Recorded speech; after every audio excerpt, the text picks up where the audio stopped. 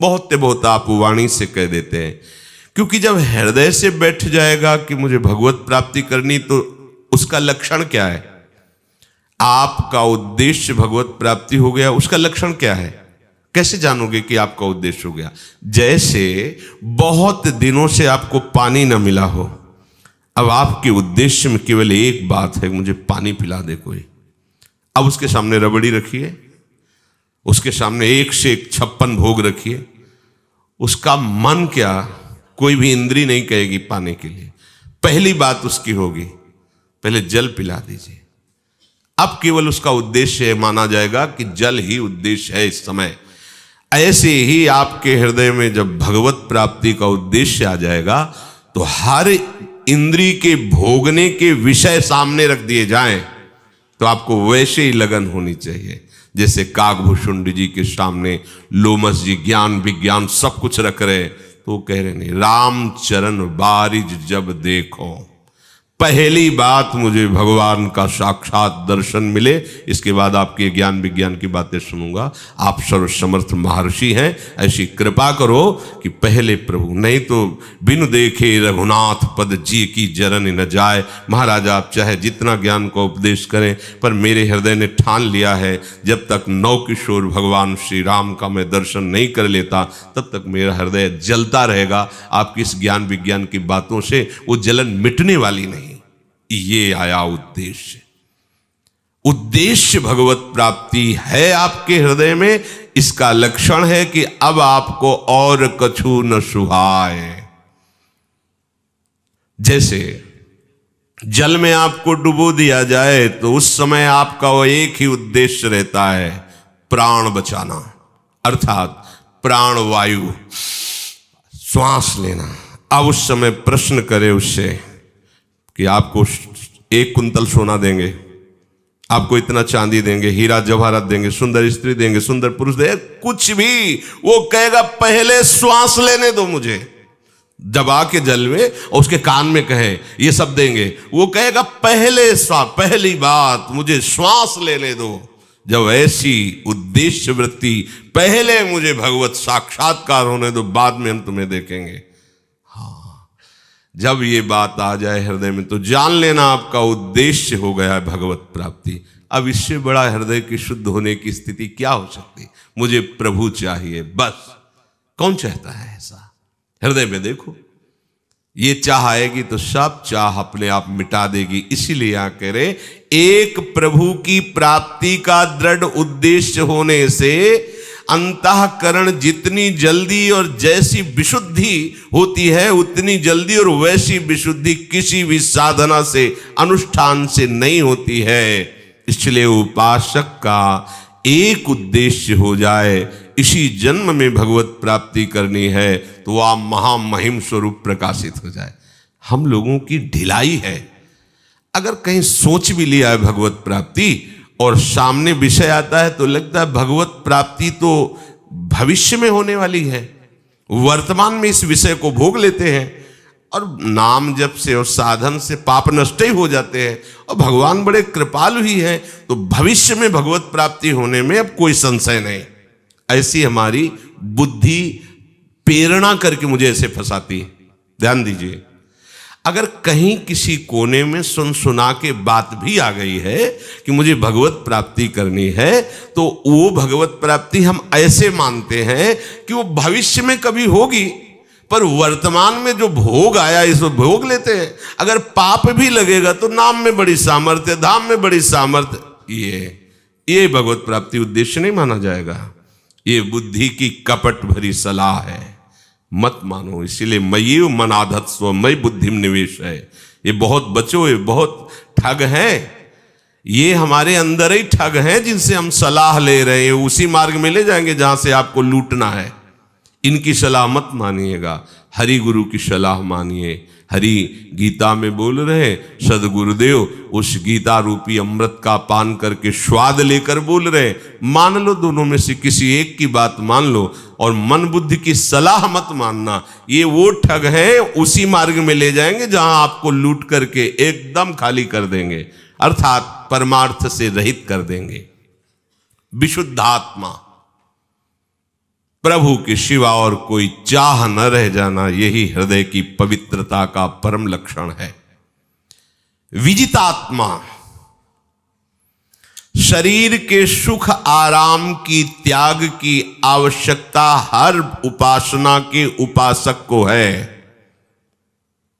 विजितात्मा शरीर सुख की, शरीर आराम की चाह की जो भावना है, हर उपासना के उपासक का सबसे पहला धर्म है वो सुख आराम की भावना का त्याग कर दे। राम काज कीन्हे बिनु मोहि कहाँ विश्राम। जब तक भगवत साक्षात्कार नहीं हो जाता, चैन से हमारी नींद नहीं होनी चाहिए, चैन से हमारा दिन नहीं कटना चाहिए, अंदर ही अंदर विचलता रहनी चाहिए, बेचैनी रहनी चाहिए। उसी बेचैनी में, उसी ताप में जो निरंतर भगवत स्मरण होता है, वही भगवत साक्षात्कार कराता है। जैसे कच्ची मटकी बिना आवे के पानी रखने लायक नहीं होती, ऐसे ही विषयों से कच्चा बना हुआ हृदय प्रेम रस रखने लायक नहीं है, जब तक वो द्वंद्वों के ताप को सह करके, हाँ, सहत सहत बाढ़े भगति गृह तन गुरुहित गार। अगर शरीर से आराम और सुख भोगने की लालसा है तो प्रमाद छाया रहेगा। प्रमाद छाया रहेगा तो आपसे उपासना नहीं बनेगी, उपासना नहीं। साधक शासन को, गुरु शासन को ठुकरा देता है। हमारा मन आएगा, हम 7:30 बजे आएंगे, 8 बजे आएंगे, 9 बजे आएंगे। आपका क्या मतलब, आपने मंत्र दे दिया, हो गया। भैया, आपके मन को ही तो हमें अपना मन बनाना है, इसीलिए आपको अपना मन देना पड़ेगा। अगर आदेश हो रहा है कि आपको 3 बजे उपस्थित होना है, मन कह रहा 3:30, तो आप नहीं, 3 बजने में 5 मिनट कम में ही उपस्थित हो जाइए। आपको अपने मन से नहीं चलना, आपको अपना मन गुरु के मन से चलाना है। अब हम प्राय यही चाहते कि हमारे मन के अनुसार गुरुदेव चले, हमारे मन के अनुसार शास्त्र उपदेश करे। ऐसा नहीं होता। शास्त्र और गुरुदेव के उपदेश के अनुसार मन चलाया जाता है। और प्राय जो प्रमादी उपासक होते हैं वो यही चाल चलते हैं, हम जब चाहेंगे तब आएंगे, 7 बजे तक सोए, शौच स्नान किए, तिलक लगाए, आ गए। नहीं, बात नहीं बनेगी। क्यों नहीं बनेगी? क्योंकि आप भले सत्कर्म कर रहे हो पर मन के अनुसार कर रहे हो। आप गुरु के अनुसार नहीं चल रहे, शास्त्र के अनुसार नहीं चल रहे। बात वहां सत्कर्म से नहीं बननी, बात वहां उनके अनुकूल मन बनाने से। वो अगर कह रहे हैं ऐसे, तो आपको वैसे ही चलना है। बात समझना है, किसी क्रिया से भगवत प्राप्ति नहीं होनी। बात उनकी आज्ञा का पालन करने से, आज्ञा पालन से ही मन मरेगा। और आप मन मारना नहीं चाहते। आप देख लीजिए, आप इतना मन को प्यार करते हैं कि आप गुरु का त्याग कर सकते हैं, भगवान का त्याग कर सकते हो, त्याग किए हुए ही है, पर मन का त्याग नहीं कर पा रहे। जो मन तुम्हारी अनंत जन्मों से दुर्गति करता चला रहा है, उसी मन से तुम प्यार कर रहे हो। नहीं नहीं, अब हम कृपा पात्र बन गए हैं, गुरु शरणागत हो गए हैं, भगवत मार्ग के पथिक हो गए हैं। अब हमको वही करना है जो गुरुदेव के मन को अनुकूल लगे, अपने मन के अनुकूल नहीं। प्रतिकूलस्य वर्जनम श्री कृष्ण अनुकूलेन, ये गुरुवाणी है। भगवत गीता जी, ये परम गुरु, जगत गुरु भगवान श्री कृष्ण की, इनके अनुकूल चलना है हमें। विजितात्मा, शरीर के सुख आराम के त्याग करने की बड़ी भारी आवश्यकता है साधक को। आप लोग प्रयासरत हैं, कहीं अगर 4:15 बजे से सत्संग हो तो मुश्किल ही है उपस्थित हो पाना, पर आप लोग प्रयासरत हैं। प्रमाद का त्याग करके, आलस्य का त्याग करके, शरीर आराम सुख का त्याग करके, दूर दूर से आ करके समय से हमें यहाँ बैठने को मिले, इसलिए पहले ही आधा घंटा पहले ही खड़े रहते हैं। ये खड़े रहना भी साधना है। आप किसके लिए खड़े हैं? आप किसके लिए चल के आ रहे हैं? सत्संग के लिए, प्रियालाल की चर्चा सुनने के लिए। ये बहुत बड़ा भजन हो रहा है, बहुत बड़ा भजन हो रहा है। इसका अगर आप प्रतिकूल प्रयोग नहीं करेंगे तो कुछ ही समय में आप देखेंगे आध्यात्मिक उन्नति हो रही है आपकी। पर हम लोग बस सबसे बड़ी गलती यही करते हैं, ये सब हो रहा है साथ में, पर हम असाधन कर देते हैं। देखो, मटकी तब तक नहीं भरेगी जब तक उसका कोई भी छेद बकाया रह गया, तो भरेगी नहीं, वो वहां से निकलता रहे। आपको पहले छेद कवर करना, एक एक बूंद डालोगे तो भी घड़ा भर जाएगा। अपने लोग क्या करते हैं कि जल तो डालते हैं पर वो कई छेद हैं, ओ उससे फिर कुछ अनुभव में नहीं आता। छेद का तात्पर्य असाधन, छेद का तात्पर्य मनमानी आचरण, छेद का तात्पर्य है मन को दुलार करना।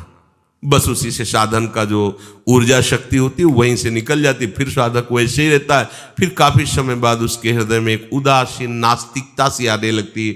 ये 10वें वर्ष हो गए, कुछ अनुभव में तो आया नहीं। ये 10वें वर्ष में अनुभव आना नहीं, करोड़ों जन्मों में भी अनुभव नहीं आएगा अगर ऐसे करते रहे, और कुछ ही दिनों में अनुभव में आ जाएगा यदि आप ऐसे चलो। आपका उद्देश्य भगवत प्राप्ति हो, जो भगवान कह रहे हैं जितेंद्रिय विशुद्धात्मा विजितात्मा। अभी देखो आनंद आ जाएगा, अभी देखो कैसे तुम चैन से सो सकते हो, कैसे सो सकते हो तुम्हें भगवत प्राप्ति की लगन है, चैन से सो सकते हो। सच्ची मानिए, यहां से देखते हैं तो वहां कष्ट लगता था, वहां कष्ट नहीं था, उत्साह था।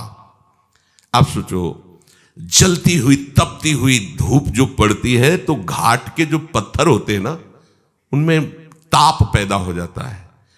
अब रात्रि के लेटने के लिए कोई गद्दा तो था नहीं, नीचे का अचला उतारा ऐसे बिछा लिया, ऊपर के अचला और जटा की ऐसे तकिया बना ली। तपती थी वो घाट की, नींद की बात क्या, उससे तो भाप से निकलती थी शरीर से ऐसे। 2 बजे उठना है, स्नान करके विश्वनाथ जी में जल चढ़ाने जाना है। कितना सोए, दिन में सोने का कोई सवाल ही नहीं था, भोजन की व्यवस्था ही नहीं थी। हमें कभी ये थोड़ी लगा मैं बहुत दुखी हूं, प्रतिपल नया उत्साह।